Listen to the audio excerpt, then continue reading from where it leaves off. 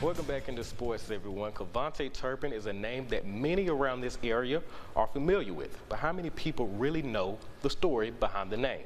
The only way we can find that out is if we take a journey to see how Turpin Time went from being a Neville star to earning his Dallas star.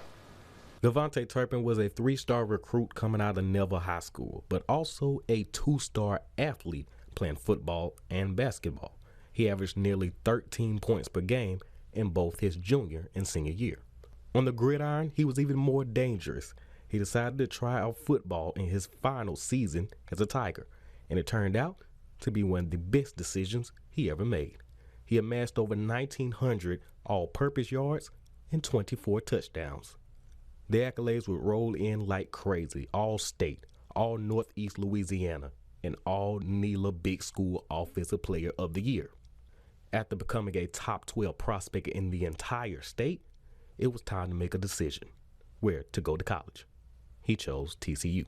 He made his mark from the start with one of the best performances of his life against Texas. 6 catches, 138 yards, 4 touchdowns, the most by a Big 12 freshman in history. He made himself a household name being named to the All-Big 12 first team in his final season as a Horned Frog. This is where the story dips. Turpin soon found himself looking for his next opportunity when the NFL didn't come calling.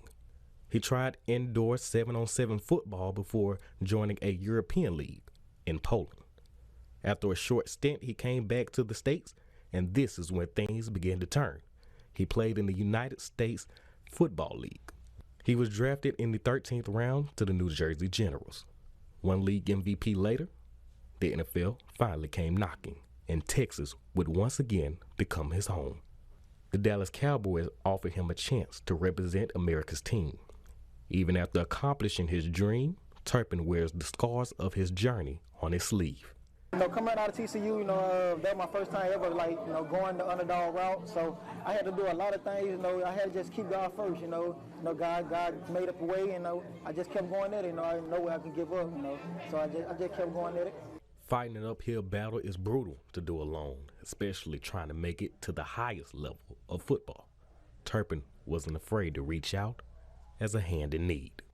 Kavontae was actually, we came to us 3 or 4 years ago and just needed help after TCU, and basically we just groomed him from 4 or 5 years up until now, and look where he is now. So it's been a blessing that we were able to use the tools that we have and the resources that we have to make sure that we get him to the place he needed to be.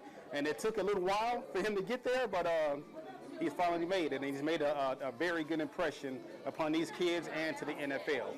Well, it was a lot of hard work. It was hard work. We had to really evaluate the situation and look at where he wanted to be and what are those steps to get there. And so he trusted us, trusted the team up, and we delivered, and he did what he did on the field, and we did what we did off the field. So it was great.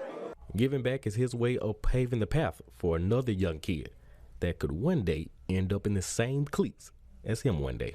I always looked up to guys, to come out here, just always get back to their city, and I always was them guys that never had nothing when I was growing up, I had to get out the mud. So I don't want kids right now, since I know I can do it for them. So I didn't want them even be able to struggle and be in my shoes, but still, keep a blessing showing that I can do this for them. He's also in the final year of his contract and looking to show that his All-Pro selection was no fluke.